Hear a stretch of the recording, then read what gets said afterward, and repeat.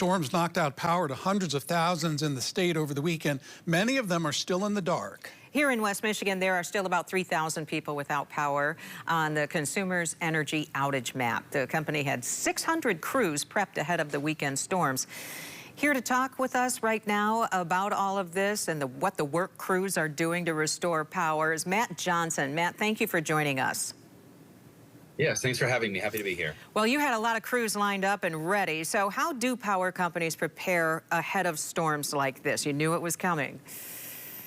Yeah, we're watching you guys. We're watching the weather, right? Monitoring those conditions days in advance. You know, keep in mind, we were dealing with an ice storm in our farther northern portions of our coverage area as well, Friday into Saturday and Saturday into Sunday before the severe weather hit in the southwest side of the state here yesterday and into last night. So we had 600 total crews. 400 plus of those were from neighboring states of Illinois, Indiana, and Ohio to come in and help us stage and pre-stage in areas that we expect would be the hardest hit. So that helps us to be able to get out there and restore power as quickly and safely as possible once we can stage in those areas, watching the weather conditions and knowing what to anticipate. How does consumers prioritize restoring power? Yeah, well, first and foremost, we're going to try to get those emergency services back on, right? It's things like hospitals. It's also schools, right? Law enforcement. It's broadcast stations, right? So those large customers that are essential to the infrastructure in a lot of the municipalities that we serve are always our first priorities. And then from there, we take a look and see where the most impact is and try to get to those hardest hit areas to get as many people back on as quickly as possible. The good news right now is that we're at 92% of our customers across the state have power this morning. We've restored about 9,000 customers in just the last 3 hours. We still have about 150,000 customers without power, but we're working very hard on 16-hour cycle shifts to get folks on as safely and quickly as we can. It may be too soon to ask, but any thoughts on when those people may come back online?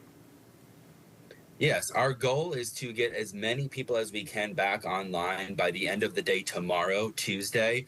There is the potential that some of those folks that are in the more hard-hit areas may be early Wednesday, but we're also looking ahead to a Wednesday storm, and so hoping to get everybody back on before that next round of severe weather comes in that you guys have been telling us about. So we're hopeful and optimistic that as long as our crews can get out and the weather is good today for them to get out and be able to restore power, that we'll be able to do that.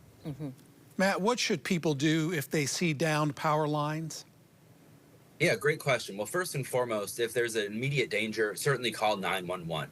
We also encourage people to call Consumers Energy at 1-800-477-5050. You can report those downed lines to us so we can get out there and get them fixed as quickly and, again, as safely as possible. And if you see those downed power lines, also stay 25 feet away. Do not go anywhere near them.